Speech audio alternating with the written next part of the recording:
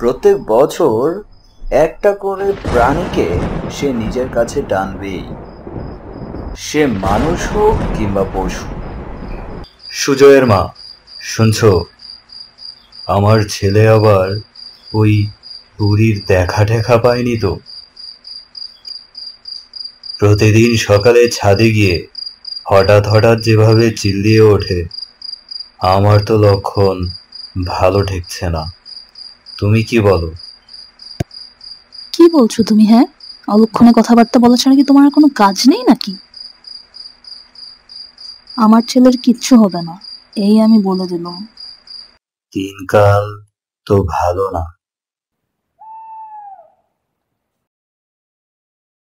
আজকাল এই পুকুরটার আশেপাশে কারোর বাড়িতে সদ্যজাত পুত্র সন্তান জন্ম নিলে সেই সন্তান যে কিভাবে নিখোঁজ হয়ে যায় তা বোঝা বড় দায়। শুধু কি তাই, আশেপাশে যত বাড়ি ঘর ছিল সেখান থেকে মুরগি, ছাগল, হাঁস নিখোঁজ হতে শুরু করলো। ঘোষণা, ঘোষণা, ঘোষণা। একটি বিশেষ ঘোষণা। আজ বিকেল 5 ঘটিকায় গ্রামের পঞ্চায়েতের বাড়ির সামনে এক আলোচনা সভা অনুষ্ঠিত হবে। গ্রামের সব গণ্যমান্য ব্যক্তিদেরকে সেখানে উপস্থিত থাকার জন্য অনুরোধ করা হলো। বেশ কিছুদিন ধরে গ্রামে চোর ডাকাতের উৎপাত বেড়ে গেছে। এভাবে আর চলতে দেয়া যায় না। তাই আমি ঠিক করেছি গ্রামে পাহারাদার বসাবো। আপনারা সবাই কি বলেন?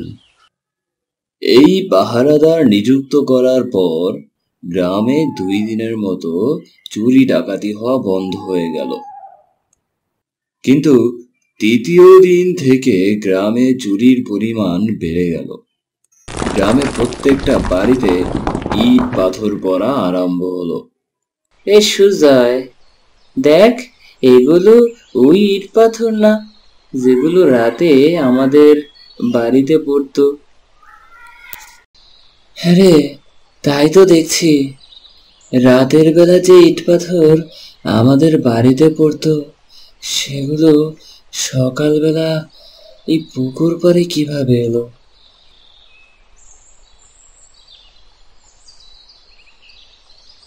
ওই ঘটনার পর গ্রামের পঞ্চায়েত ঠিক করলেন এখন থেকে পুরো গ্রাম নয়, শুধুমাত্র ওই পুকুরের সামনেই পাহারাদারগুলো পাহারা দেবে।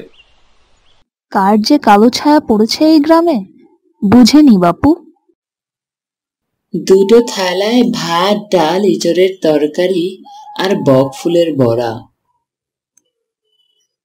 আহা, কি মজার খাবার! আজকের নৈশভোজটা অনেক ভালো হবে রে রতন। আর আমাদের গ্রামবাসীদের চাওয়া, তোমরা আমাদের জানমালের রক্ষা করবে। হ্যাঁ হ্যাঁ, তার বলতে অবশ্যই ভালোভাবে পাহারা দেব। এই যাই রতন, সুজয়কে ওদের বাড়ির সামনে পর্যন্ত এগিয়ে দিয়ে আয়। আমি ততক্ষণে হাত পাগুলো ধুয়ে নেই।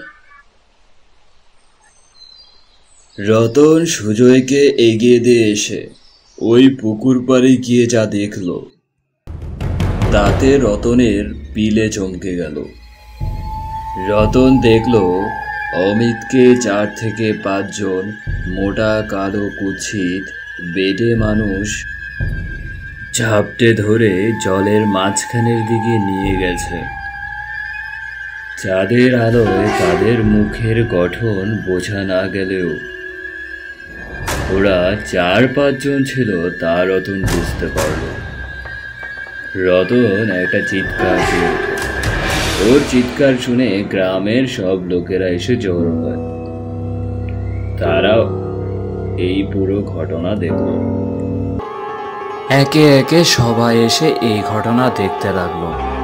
ধীরে ধীরে পুরো গ্রামে ছড়িয়ে পড়লো খবরটি। বিভিন্ন গ্রাম থেকে লোকজন এসে দেখতে লাগলো। সবাই মনে করে এই ঘটনাগুলোর জন্য এই পুকুরটাই দায়ী। তারা একজন তান্ত্রিককে খুঁজতে লাগলো। আপনি যত তাড়াতাড়ি সম্ভব এই পুকুরটার ব্যবস্থা করুন। জানি না কি হয়েছে এই গ্রামে, আপনারা সকলে শোনেন।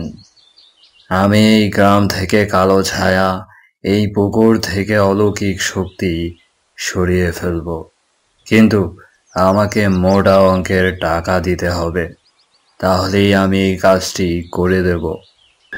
তান্ত্রিক দিনক্ষণ ঠিক করে মঙ্গলবার রাতটাকে বেছে নেন। ভোর অমাবস্যা ছিল সেদিন।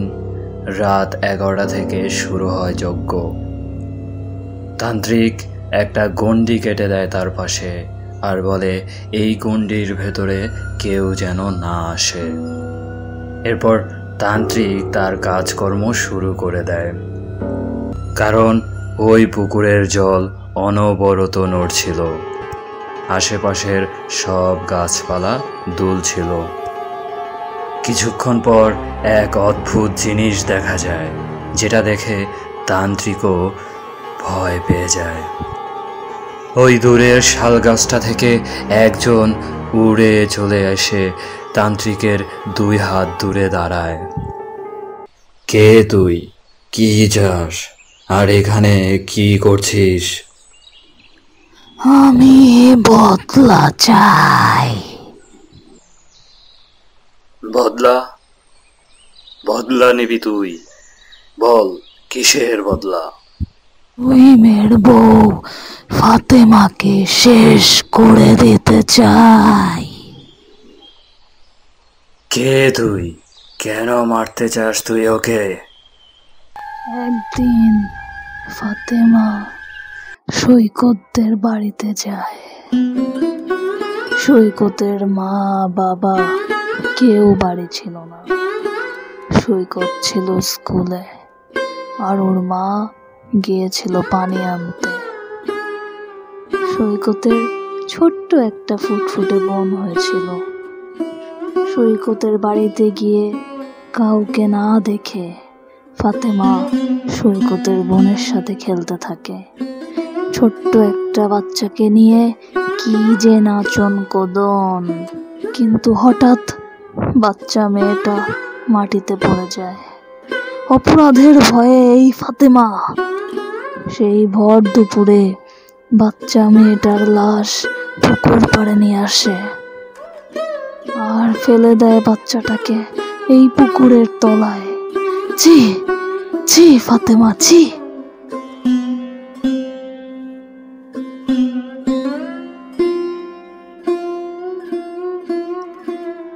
ও দাদা, ও দাদা, জানালাটা খুলুন। ও দাদা, দাদা। একেবারে ধড়মড়িয়ে উঠলাম। আসলে কানে হেডফোন লাগিয়ে গল্প টাইপ করে লিখছিলাম মোবাইলে। মামা বাড়ি যাচ্ছিলাম বাসে করে। ওই মুহূর্তে কেউ একজন ডাকলো। জানলা খুলে দেখলাম এক আমপোড়া শরবত বিক্রেতা। আমি লাগবে না বলে জানলাটি লাগিয়ে আবার হেডফোন লাগিয়ে গল্প লিখতে লাগলাম। হঠাৎ করে আমার পিলে চমকে গেল। এটা কিভাবে সম্ভব? বাস তো দুরন্ত গতিতে ছুটছে। তাহলে একটু আগে জানলার বাইরে আমি যে ছেলেটার সাথে কথা বললাম, সে কে ছিল?